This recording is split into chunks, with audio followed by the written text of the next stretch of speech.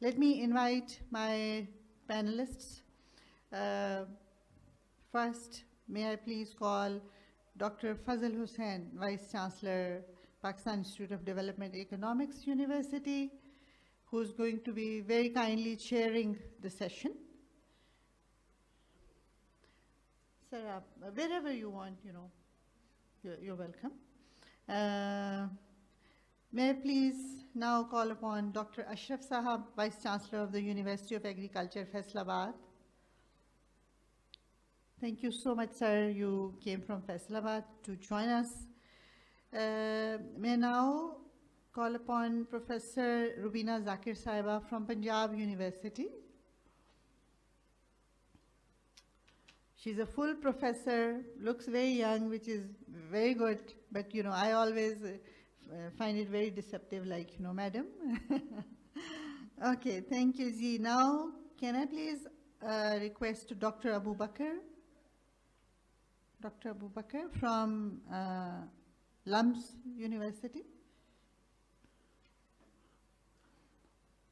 Last but not the least, no, actually I have two more. Dr. Saida Batul from Nust University, and Asif Khan Sahab from Peshawar University. Asif Sahab, please, I think it's really, a star-studded presence here. So we'll continue. We have one more brilliant presenter still remaining. So Dr. Asif Hussain Sahab, can I please request you?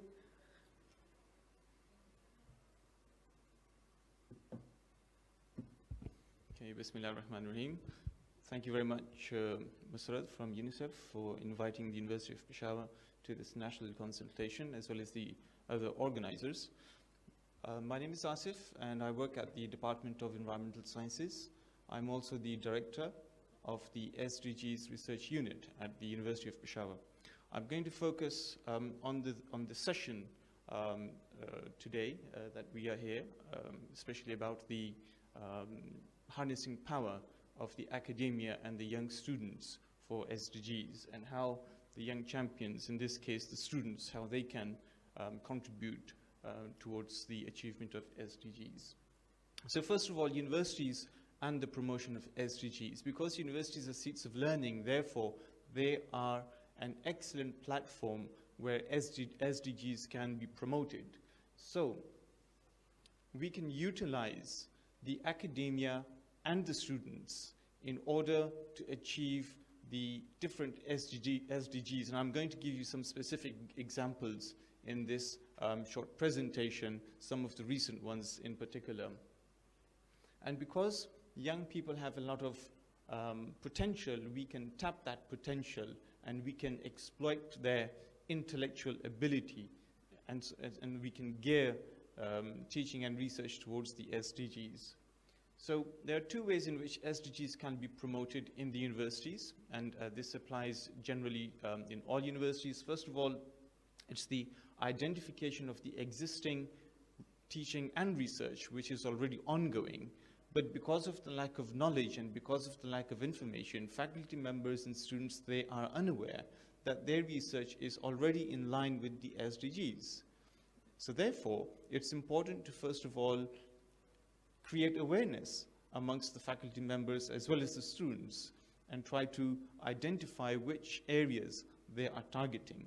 The second way is to tailor the teaching and research towards SDGs. So for example, if there are new research projects which have to be approved by the Advanced Studies Research Board, then they should be targeted towards the particular SDGs in question. And obviously the different faculties, they can contribute to different SDGs.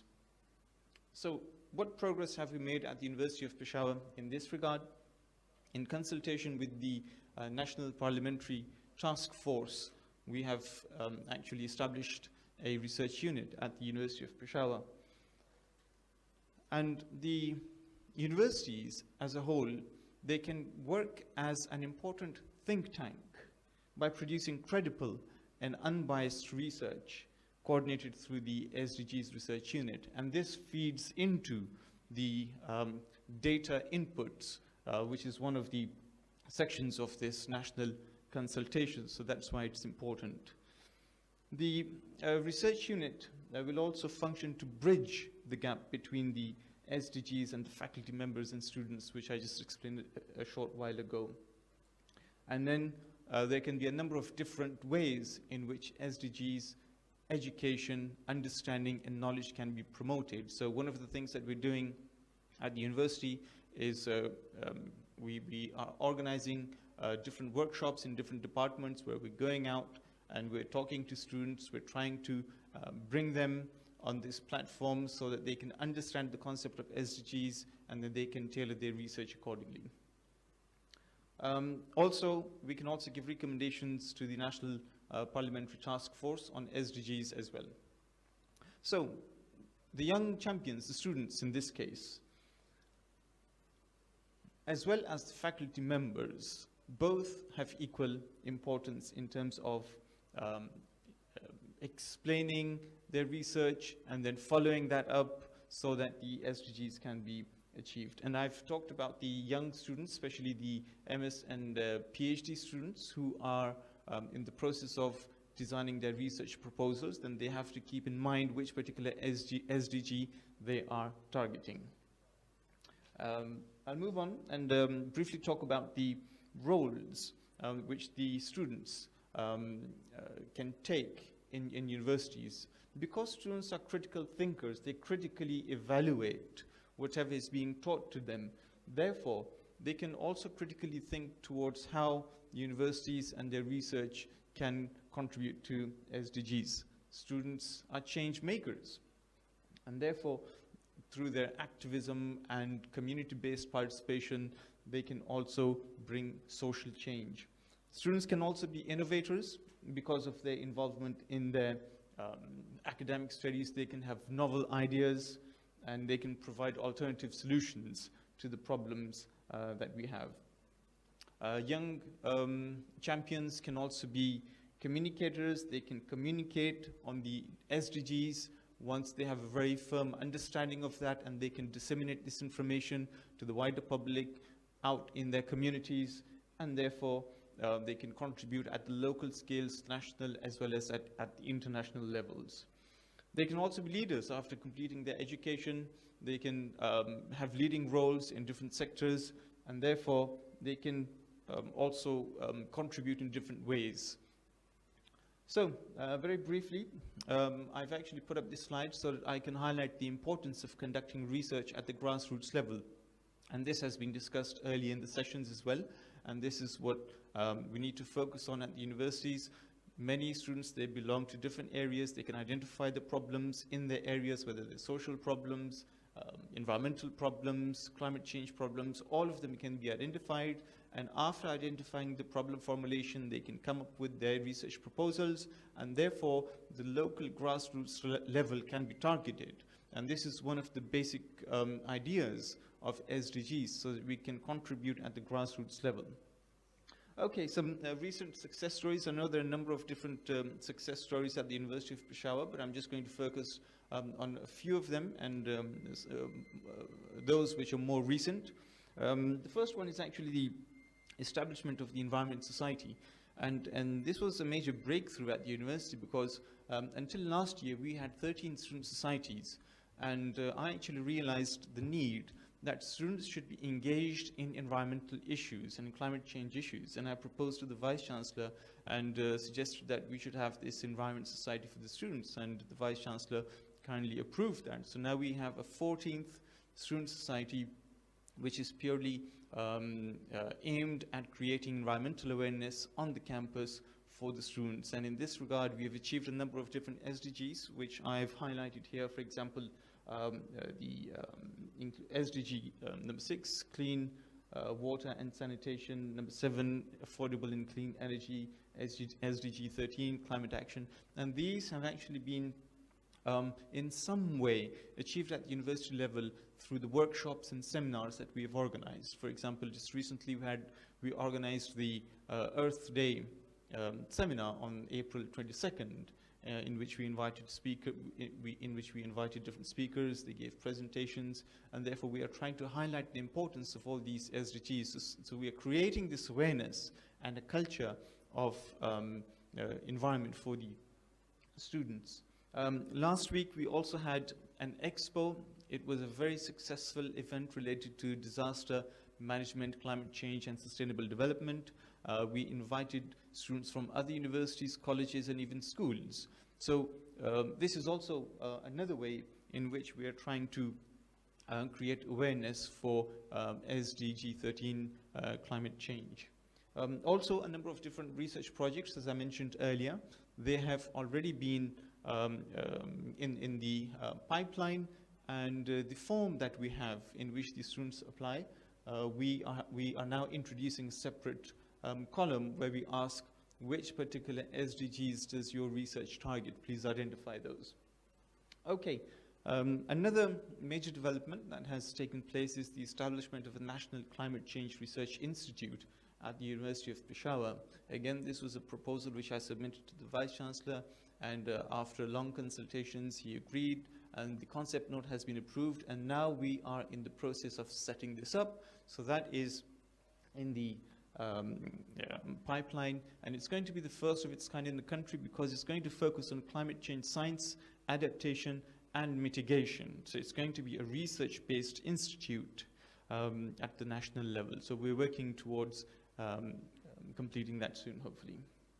We also have the Office of Research, Innovation, and Commercialization, which many universities have, and therefore in this particular way we are contributing towards the SDG 9, which is industry, innovation, and infrastructure. So we're collaborating with the industry to target different sectors, and so we can have collaboration in terms of research and further extension.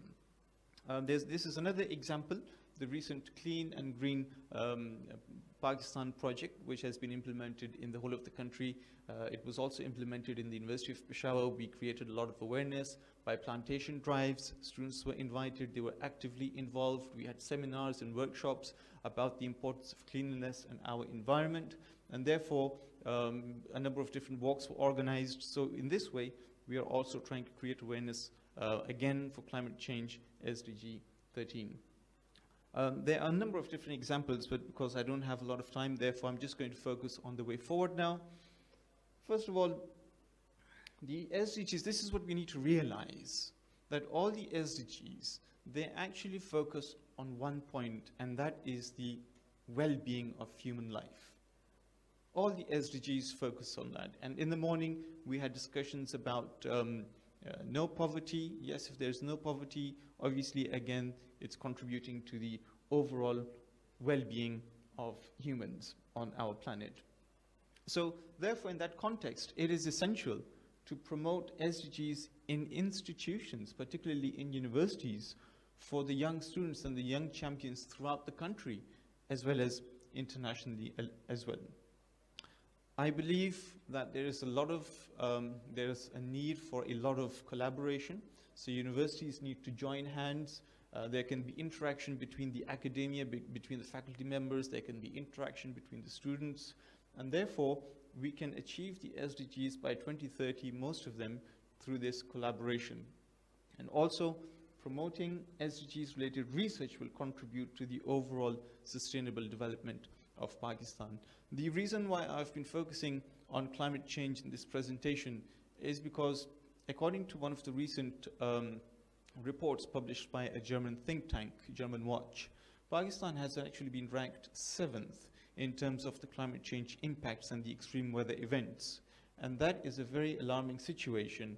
And therefore, we need to talk about climate change at all the levels, at the local level, at the provincial level, at the national level, and we need to talk about the science, we need to talk about the adaptation strategies, as well as how we can mitigate. Even though Pakistan is contributing a bit less in terms of the overall greenhouse gas emission contributions, however, the impacts of climate change on Pakistan are very severe, and therefore we need to develop this consensus nationally where we can talk about how to bring about a positive change while we address climate change. Thank you very much.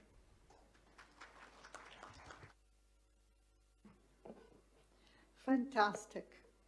Thank you so much, Dr. Asif Hussain. This was truly brilliant. Young people, and I'll quote from you as you said very beautifully, students are the change makers. Students are the innovators. They have alternative solutions. Students are the protectors of environment, and students are friends of nature. Most of all, students are critical thinkers. They can evaluate immediately. So thank you so much. Okay, we'll start with the two. Sir, please. Thank you very much. My name is Bakshallah Shari. I'm from Mehran University, Jamshoro. Yes, sir. I don't have the question but comment. The universities have been doing this research from last so many years. So my suggestion is that if we map what we have done so far in last 20, 30, 40 years, and I believe that most of the work must be related to these SDGs, one another way. So our first task should be that we map our whole work, that what the universities have done so far, and then we can compile that in each universities. For example, LUMS is doing some on water sector. Mehran University and our center is also doing on water sector. If we compile this work, then we will know that how much we have already done. And then we can frame for the future. So this is my just suggestion. Brilliant, sir. Thank you so much. Yes, if I can Please, yes, just go ahead. Yes. a couple of words, because the last point that you highlighted, I think, and as you raised in the very beginning, mapping of the existing work that we have already done, that's important. So the model which I presented, the two-step model, the first step is actually part of that mapping, because in the first step, what we're trying to do is we are trying to identify the existing research that has already been taking place or is taking place. But as I said, because of the lack of awareness, many people do not know about the SDGs. So through this awareness, we will improve that. So once we do the first step, which is part of this mapping, then we can move on to the second step, which will include tailoring and directing research at the universities towards the SDGs. Thank you. Thank you. I saw another hand over there at the back. Habib, young ladies over there.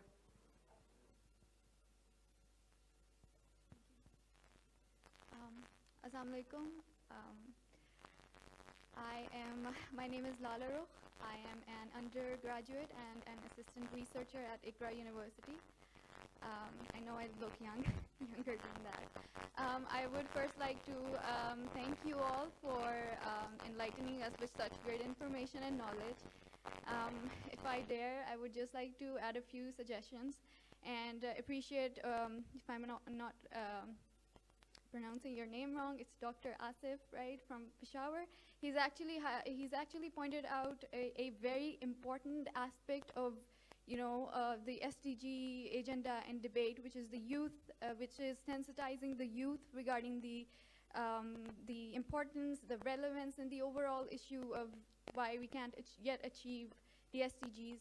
I think much more than sensitizing the parliamentarians, the policy makers, we need to empower the youth, since Dr. Asif has already said that they're the think tanks of, the 21st century. Moreover, I would like to add that whenever we talk about the implementation of SDGs, we are always focusing on university students, undergraduates, MS students, MPhil. I feel like we also need to sensitize the students that are, in schools, the younger, students. And how we can do that is we can add, or sensitize them through by adding all of these SDG agenda, or maybe our Vision 2025 in the academic curriculum of the students, so that they already know what their country is and what they can do to, achieve certain targets. One more thing, since I'm working on the SDGs, I'm also writing a research paper. I know it's very difficult, so I appreciate all of you. I'm still learning. I wanted to also suggest that wouldn't that be nice if we translate the SDGs into the local languages so that people can understand what SDGs really are? Just now, Balochi mein wahan bahut sare dialects hain. People can do that. They can translate so that people actually know what we are working for. We can translate them into the local language that people can better relate to. Thank you so much. That would be it. Fantastic. Lala Rukh, you just proved me right. Because I said I see a lot of promise in this country and in young people. All your very wise thoughts, actually, very, very wise. We have noted them down. They would be part of the report. They would be part of the actions that we will be hopefully undertaking, after this workshop. Somebody wants to say something in response to the question so far, please. Yes, thank you very much. So a couple of responses to the points which have been highlighted by one of the students, and if I'm not wrong, that's Lal Rukh, if that's the right name. So you talked about two important points. The first one, which already one of the participants in this room has already mentioned, and that's the booklet which the UNDP has published. And I was about to mention that because it has all the indicators and targets in English as well as in Urdu. And this has been published by the SDU, which is the Sustainable Development Unit in the Khyber Pakhtunkhwa province. And I suppose in other provinces it must have been published as well. We also need to identify other local languages in which these can be published so that the general public can have information at their hands. Secondly, in terms of the outreach activities which we have been doing, I can give you very specific examples. The Environment Society, which I referred to in my presentation. So we have cabinet members, and these cabinet members are students of the different departments. I actually personally believe in collaboration with the government, collaboration with the United Nations, with national NGOs, with other universities and institutes, and I always encourage that. We are collaborating at the University of Peshawar with a number of different organizations, national as well as international organizations. One of those national organizations is the Pakistan Red Crescent Society. And in one of the projects, they have actually asked the university to provide a number of different students who can be champions, who can be volunteers for their projects. So we nominated some of our cabinet members to them. They underwent workshops and trainings, and they were given a project. And within that project, this project was, by the way, on water conservation. So one of the elements of that project was to go out into schools, into primary and middle schools. And they went there, and they did a number of different activities. The teachers, the administration, the principals, they were very supportive. They welcomed them. And the students, they had a first-hand experience of what water conservation is. There were a number of different activities which they did to encourage the young students in schools, in the middle and in the higher schools. So that's one practical example of collaborating with other organizations, conducting outreach activities so that not only those students are targeted who are in the universities, but also those which are in schools and colleges. And there are many other examples which I can also share later on. Thank you. Yes, please. Yes, thank you very much. I'm Dr. Asif from the University of Peshawar. I'm the director of the SDGs Research Unit at the university. Rabia Awan, in your presentation, you talked about some loopholes in the reporting mechanism for the climate change and environment indicators. This question is not only directed towards yourself, but any of the panelists can reply to this question. Would you also suggest any effective and proper mechanisms through which these indicators can be reported for onward submission? Thank you. The second question regarding the Dr. Asif Saab, you want to comment? Okay. regarding the climate change, actually, the biggest challenge is the climate change, and Ministry of Environment, the indicators in the climate change.